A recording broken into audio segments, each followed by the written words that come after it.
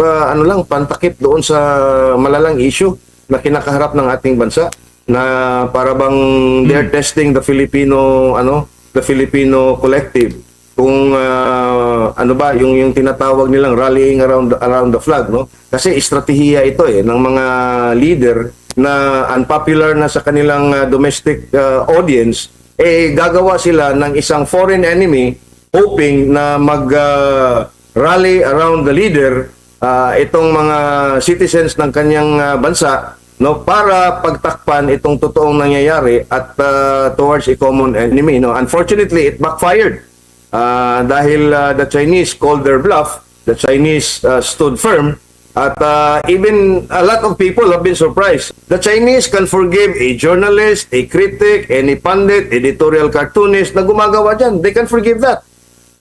But you cannot forgive an official of that government na i-ridicule mo ang kanilang leader. Of course, talagang masasaktan ka and you will stand firm at idepensa mo talaga yung Pangulo. In the same manner na kung itong si Bongbong Marcos, halimbawa, gawa ng caricature na nagsisinghot ng illegal na droga o ngumingiwi siya o nagdudugo yung kanyang gilagid, ano kayang sasabihin ng ating mga senador kung yun ang gagawin ng isang one-star general ng People's Liberation Army or the Chinese Coast Guard?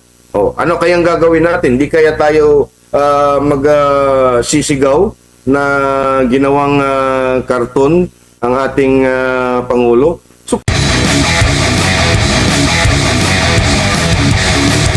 ang biggest lesson nito, Admar and MJ, ay talagang the Supreme Court para bang klarong-klaro na talaga kung paano ba i-conduct ang isang impeachment proceeding patungkol sa isang impeachable officer, no? Kasi kung titingnan ninyo ang Constitution, very ambiguous, no, ang proseso na inimungkahi, at para bang ang mga framers of the Constitution left it to the wisdom of Congress to define their own rules in how to conduct the impeachment proceeding. Ang problema nga lang, medyo na inabuso ng specifically the 19th Congress ang responsibilidad na iyon na ipinataw nga ng ating saligang batas doon sa mababang kapulungan. At yun na nga, nung nag-file ng mga petisyon itong si VP Sara Duterte at nag-decide yung Supreme Court, at ngayon naman ay in-affirm ang kanilang ruling by denying the motion for reconsideration, again, a unanimous vote. Dito na po nakikita natin na kasi yung ponensya ni Justice Leonen, may patutsada at may maanghang na patama doon sa mga nagmumungkahi ng impeachment, na una, yung hindi lang yung impeachment, no, ang dapat susunod sa proper procedure or the constitutional definition of or what is the constitutional process, no? Iminungkahi din at sinabi din na para hindi maabuso nga ng sa lower house ng ating constitution. So ngayon, dinefine na ng Supreme Court ang steps, no, na magbibigay din ng kaukulang fairness or kaukulang avenue ng isang nasasakdal diyan sa isang impeachment para maipahayag ang kanyang side, no, at mai-argue ang kanyang case even before the trial doon sa Senado. Meaning to say, hindi na ito nila magagamit na bilang panakot or bilang leverage, no, against impeachable officers. Yun ang nakikita natin dyan na biggest lesson. At once and for all, yung Supreme Court na nga ay ininterpret na yung constitutional duty ng lower house, at sinabi din na yung constitutional duty nila ay hanggang doon lang within the framework of what is constitutional and what is the constitutional rights afforded to an impeachable officer. I-quote ko lang dito si Justice Ramon Hernando. Sabi niya rito sa kanyang concurring opinion, and I quote, "I stress that with the respondent House machinations, the one-year bar rule was not only corrupted but veered away from its purpose. It was circumvented.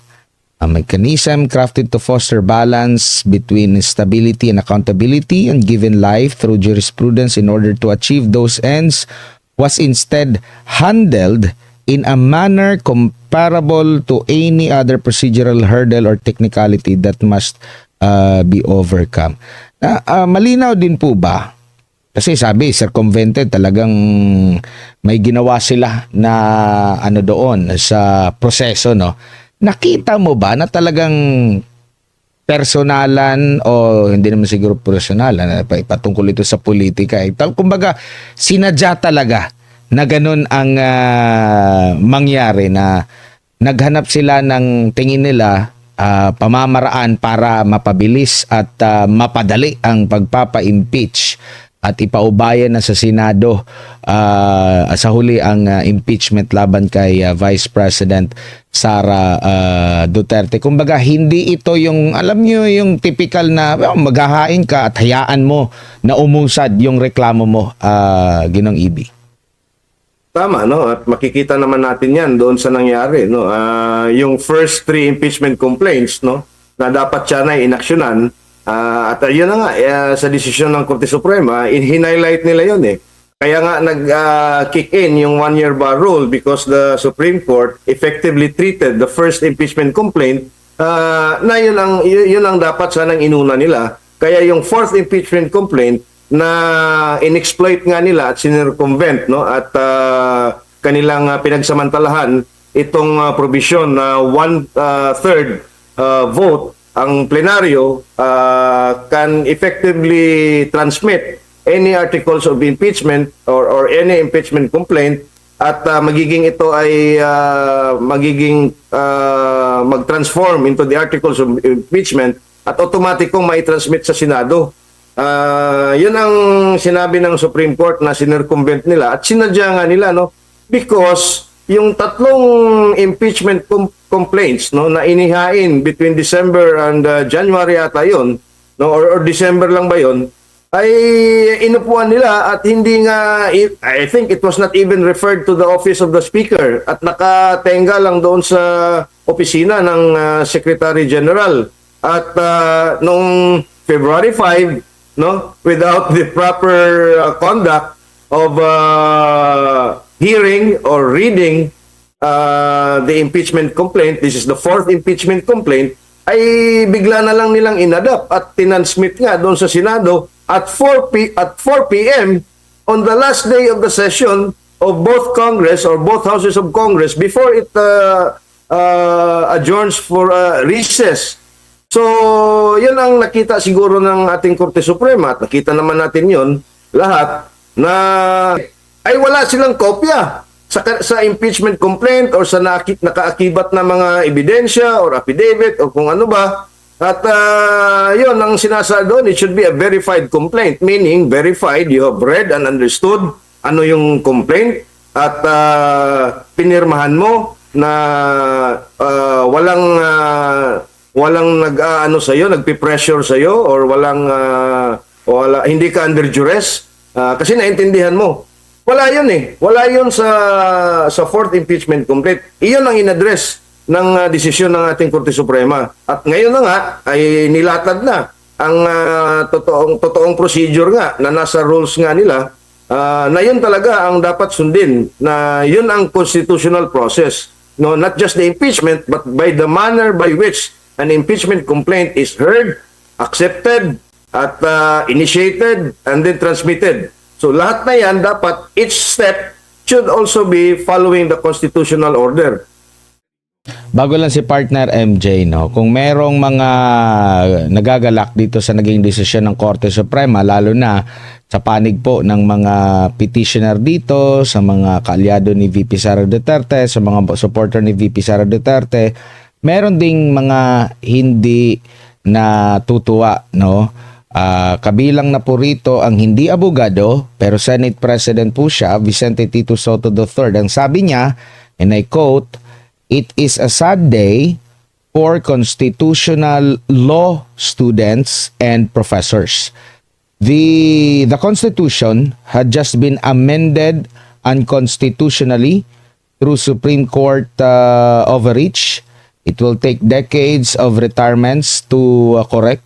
Wala na bang mas malinaw pa dyan sa ano? Pwede natin ma-zoom in para mabasa din ng ating mga kababayan. It will take decades of retirements to correct these misinterpretations. When the law is clear, there is nothing to interpret, as any first-year law student knows.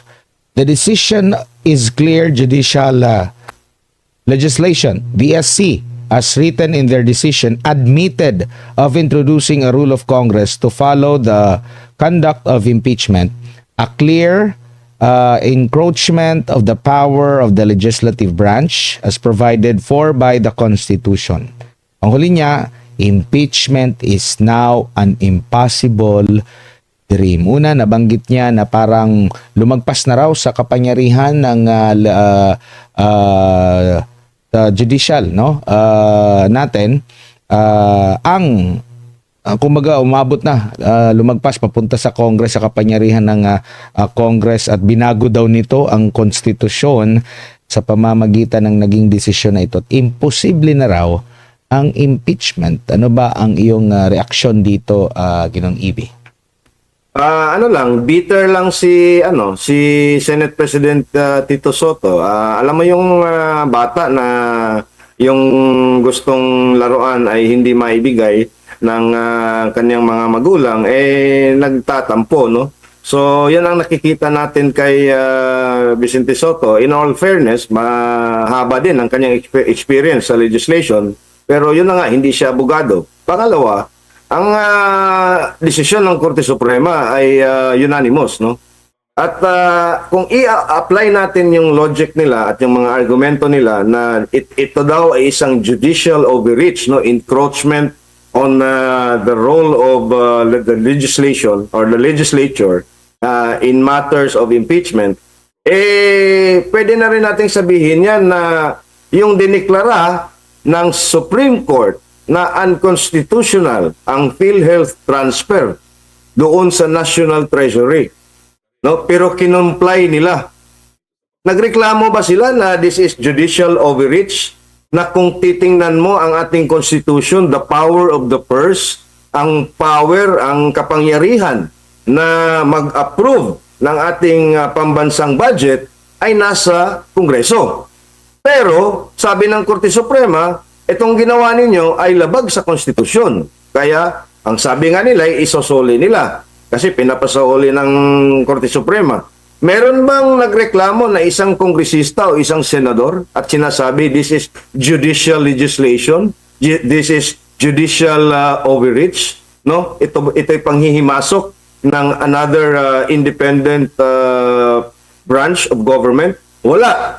Bakit dito ngayon sa impeachment, halos ganun na rin ang form and substance, no, ng mga pangyayari. Bakit ngayon itong mismong Senate President na hindi naman nga abogado ay sinasabi na judicial legislation daw to at sinaklaw na nga daw ng Korte Suprema ang tungkulin ng ating mababang kapulungan, na that in itself is a contradiction, Admar and MJ. At tayo po ay hindi naniniwala na ito po ay isang judicial overreach, no? Tayo po ay naniniwala na ang ating Korte Suprema in this instant, no, took it upon themselves, no, na to really, kasi ilang impeachment na ang nangyari sa ating bayan, no, at sa ating bansa, at merong mga constitutional questions noon. The manner by which it was conducted, evidence were gathered, or witnesses presented, affidavits presented, ganon. No, may maraming mga question din doon. Ngayon, talagang dinitalye na ng Korte Suprema ano ba talaga ang proper at constitutional way of conducting an impeachment. By all means, ito po ay isang magandang precedent at ay magandang guidance for future impeachment. At yung sinasabi niyang impeachment is now impossible, it is only impossible if you use the same template as the 2019 impeachment complaint. Yun ang imposible. Kasi nga, you have circumvented the entire constitutional process. Edi maggawa ka ngayon ng isang impeachment complaint at isang impeachment process na naayon doon sa sinasabi ng ating Korte Suprema. Ano bang imposible nun? 'Di ba? Ang imposible, yung gusto nilang gawin na hindi naman ayon sa ating konstitusyon. Ayon na nga sa ating Korte Suprema na unanimous din ang desisyon. Sir AB, may gabi. Sir, ibang topic naman. Ngayong Oy, linggo, ngayon po, di ba, syempre, Biyernes ngayon, pero nung nakaraang, Lunes, Martes, mga issue ngayong linggo, puro China eh. Anong tingin mo doon? Na marami po ang bumanat sa China, may isa pang senador na gustong paalisin ang Chinese Embassy, may gustong ipa-persona non grata. Anong tingin mo, sir, sa mga diskusyon hinggil po sa China and Philippine relations? Well, dalawa, no? Una, itong si Jay Tariela, matagal na yung nag-iingay dyan kasama yung kanyang, ewan ko, boyfriend ba niya yung CIA na si Ray Powell, no? Matagal na yan, pero yung Chinese Embassy ay hindi siya sinasagot, no? At pangalawa, itong mga senador na parang nag-iingay na rin, lalo-lalo na yung itong isa na naging biglang naging chairman ng Senate Committee on Foreign Relations at ngayon lang nakita ko yung kapatid niya ay ginawaran na rin ng ranggong Rear Admiral sa Philippine Coast Guard Auxiliary, no?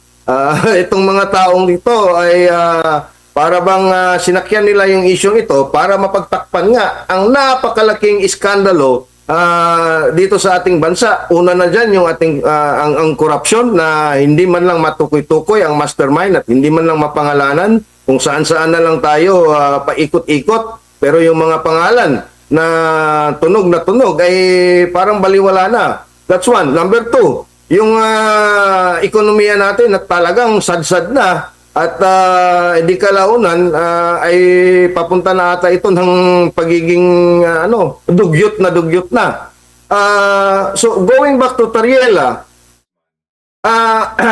ang tingin natin diyan yung mga Chinese, no, nung mga pinaggagawa nila ni na Ray Powell, yung expose daw nila, yung Project Sealight, ganyan, paliwala sa China yun eh. That's part of the game, no? Ang China, meron din silang ganon, no? Every time may mga statements si Tariela concerning the claims of the Philippines, yung sovereign claims, ang mga Chino naman nag-assert din ng kanilang sovereignty claims, no? Back and forth na yan, no? Ilang taon na yan, 3 taon na yan na mahigit. What triggered the Chinese Embassy, and we do understand it, no? Bakit ganun na lang ang pagkadismaya at ganun na lang na biglang naging confrontational ang Chinese Embassy? Because of the fact na itong isang Jay Tariela, no, ay nag-conduct ng isang seminar sa isang universidad at ginamit niya ang mukha ng presidente ng China na Mr. Xi Jinping at ginawa niya ng caricature at ginawa niyang katatawanan at nag-deny pa nga siya na hindi niya minention at bigla na lang lumutang ang video na sa seminar na yon 4 na beses na pinangalanan niya ang pinuno ng China. Yun ang unang kinall out ng Chinese Embassy. Pero ginaslight, no, ni Jay Tariela at hanggang sa yung narrative ng sovereign rights, sovereign claims, atin yan, EEZ, blah blah blah, and everything back and forth, no. Now, I was also surprised, no, MJ and Admar, bakit ganoon na lang yung pagiging engaging, no, ng Chinese Embassy. And mind you, yung unang sumagot dyan, si Gu Wei, ay isang deputy spokesperson ng embahada. Hindi yung spokesperson, hindi yung bagong talagang ambassador, no? So it was spokesperson, deputy spokesperson, at saka spokesperson ng West Philippine Sea Task Force Not the entire PCG ha, kasi iba yung sa kabuuan ng PCG, iba yung spokesperson noon, yung babae, yung na ka-appoint lang. So, back and forth sila. Hanggang sa biglang uminit na nga itong mga tit for tat nila, yung exchanges nila, yung world war nila. At ako po'y naniniwala na this has something to do with the strategy of the US, no? Na ang Amerika, if you remember about a month ago, no, nakipag-engage na ulit sila sa China. Nung nag-meeting nga sina Mr. Trump at si Mr. Xi Jinping, no, I think there's a 1-year truce on the tariff wars, no, na inumpisa nitong si Mr. Trump. And then lumabas yung national security strategy ng Amerika na kung saan ay dinidefine yung kanilang national security framework. At noticeable doon, ang kanilang reference to China in the previous NSS ay enemy, no? Ngayon, nitong bagong NSS, ang tawag nila sa China is a peer competitor, no? A peer economic competitor, kakompetensya na, no? So kung titingnan mo yung rhetoric, no? From enemy to a peer competitor, no? Kakompetensya, hindi na kaaway. Now, kung titingnan mo rin ang mga reaksyon, kasi pagka may mga nangyayari dyan sa South China Sea, sa Sigalot dyan, immediately yung US Embassy or yung US state officials or kung sino man sa EU, meron din silang kaagad na mga statements, no? Pero incidentally, no, whether by intent, hindi natin naririnig yung Chinese Embassy, American Embassy, yung mga EU dyan, wala. Pinabayaan lang nila na mag-exchange itong si Tariela at itong Chinese Embassy. Hanggang sa nag-escalate na nga at bigla na lang dumating itong spokesperson mismo ng Chinese Embassy kasi parang naka-leave siya. At tamang-tama naman na naabutan niya itong resolution calling for the declaration na persona non grata si Mr. Gui at naghamon sila, di hinamon din sila ng mga Chinese, no, na ideklara nyo na kami, lahat kami, including the Media Bureau, at willing naman kaming ipasarado ang aming embahada kasi sanay na nga kami dyan, no? Kasi kung saan-saan sila napunta, ganon ang ano nila sa yung mga antagonistic na mga countries. So sanay sila. So ngayon, biglang umabot na rin. Mismo na ang spokesperson ng Ministry of Foreign Affairs, mismo na ng China, ang naglabas ng kanilang statement. Meaning, nag-e-escalate na, kung titingnan mo, sino yung mga personalidad, no, na nagpapalabas ng kanilang mga statements. Kaya, bigla na lang na nagpa-press release, no, na yung DFA at yung Chinese counterparts nila ay bigla na lang for whatever reason ay biglang nag-convene yung kanilang dialogue doon na ilang taon din, no, na natulog.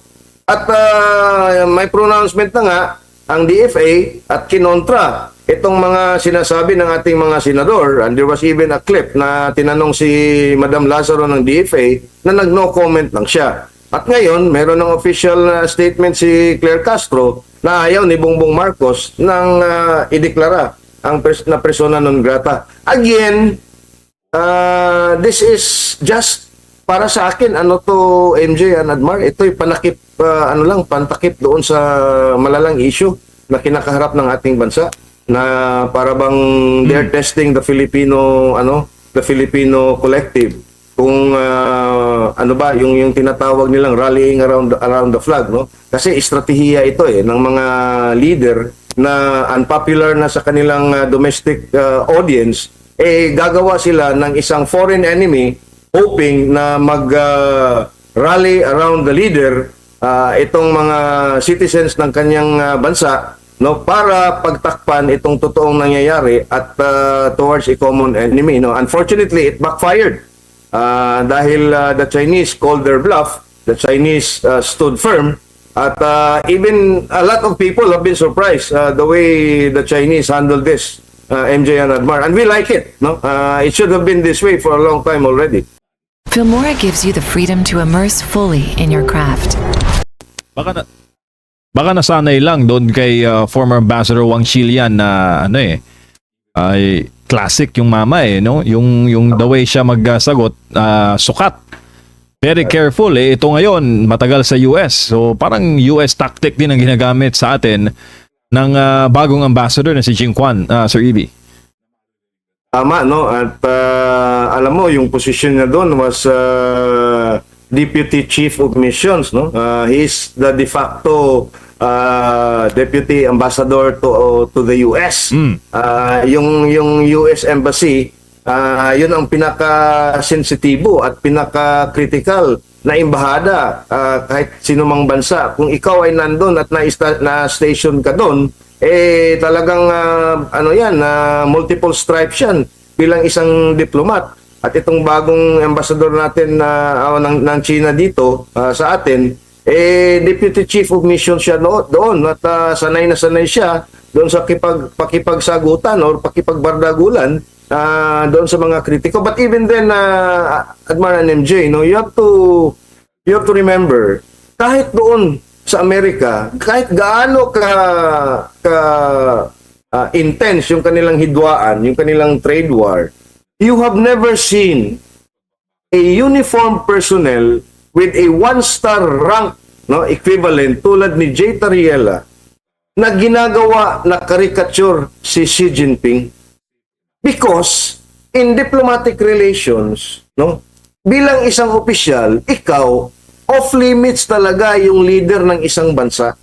Off-limits yan. Diplomatic etiquette calls for restraint, no, in mocking and ridiculing a leader of another state, especially if that state mayroon kayong ongoing dispute, and more especially kung ikaw ay isang opisyal sa gobyerno at shamelessly, ito pang isang Jay Tariela who is an armed officer or an officer of an armed civilian police force ng Coast Guard under the direct supervision of the President by way of the Department of Transportation, no? At one-star general, we have never seen that. Now, the Chinese can forgive a journalist, a critic, any pundit, editorial cartoonist na gumagawa dyan. They can forgive that. But you cannot forgive an official of that government na i-ridicule mo ang kanilang leader. Of course, talagang masasaktan ka and you will stand firm at idepensa mo talaga yung Pangulo. In the same manner, na kung itong si Bongbong Marcos, halimbawa, gawa ng caricature na nagsisinghot ng illegal na droga o ngumingiwi siya o nagdudugo yung kanyang gilagid, ano kayang sasabihin ng ating mga senador kung yun ang gagawin ng isang one-star general ng People's Liberation Army or the Chinese Coast Guard? O, ano kayang gagawin natin? Di kaya tayo magsisigaw na ginawang karton ang ating Pangulo. So parang gano'n ang nangyari dyan, no? So again, maybe we've learned our lesson already. Pero Sir Ibi, ASEAN chairman ang Pilipinas, no? Ngayong 2026 at may mga paparating na activities para po sa ASEAN Summit. Do you think ano kung magiging epekto kung sinuportahan ni Presidente BBM yung mga panawagan na ideklarang persona non grata ang Chinese ambassador to the Philippines? Kasi sinabi ni Ambassador Jing Quan na aalis sila kung ang Pangulo mismo ang magsasabi at magdedeklara na sila ay persona non grata. Tama, no? Unang-una, kababago lang natin na in-implement ulit, no?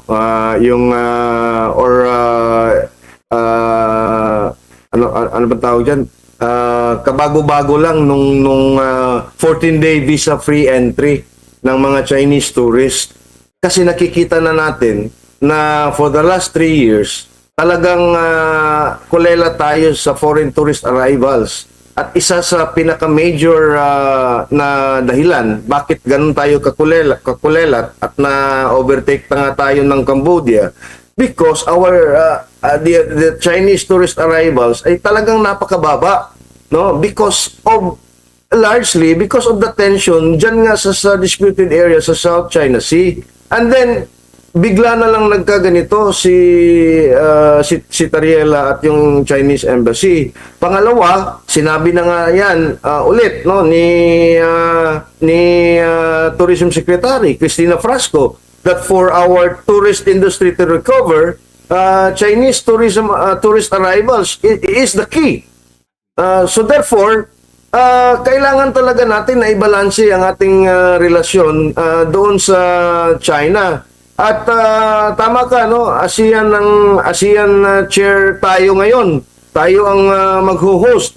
Ang mga delegado from the 11 ASEAN nations were here. And in fact, they will be here because I think today or tomorrow, MJ and Admar, alongside the Tourism Forum, ay magaganap din yung mga junior ministers meeting. Prelude ito sa main summit in April na mag-uusap sila ang ASEAN at saka Chinese delegates, no? Pag-uusapan nila yung Declaration of Conduct in the South China Sea.